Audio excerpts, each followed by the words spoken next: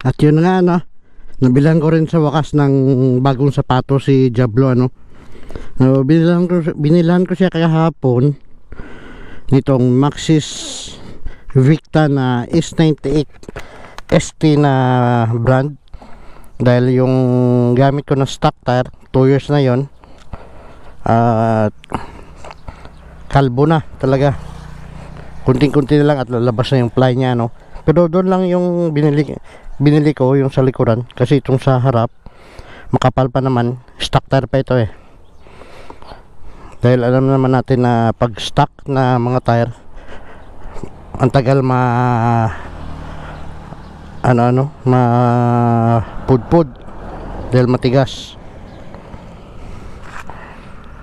Tapos ang kagandahan nito, bibigay lang ako ng tot ng aking bagong gulong, is napaka kapit niya. At saka disclaimer nga pala, bago ko makalimutan, yung sinabi ng mga ibang nag-review nito noon, na sabi nila soft compound yung buong gulong.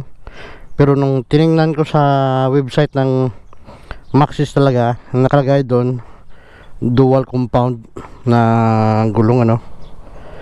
So yun lang kagandahan, dahil makapit siya sa basa, tapos pag dry naman makapit rin. Napansin ko rin dito nung kinabit to kahapon na naging agile si Diablo ano sa kanyang galawan mula nung kinabitan ito ng bagong gulong.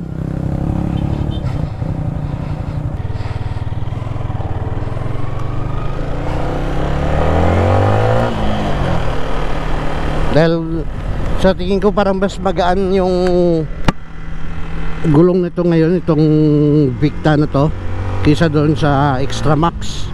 Kaya parang naging madali lang hilain na makina. So kung mahilig kayo sa mga banking, bagay na bagay ito sa inyo pag hindi nyo afford yung mga mamahaling brand. Dahil itong Maxxis Victa S98 street tire is nagkakahalaga lang ng 2,900 pesos ano. Siyempre mas mura yung mas maliliit, dahil stock size tong binili ko eh, 120 by 70 by 17.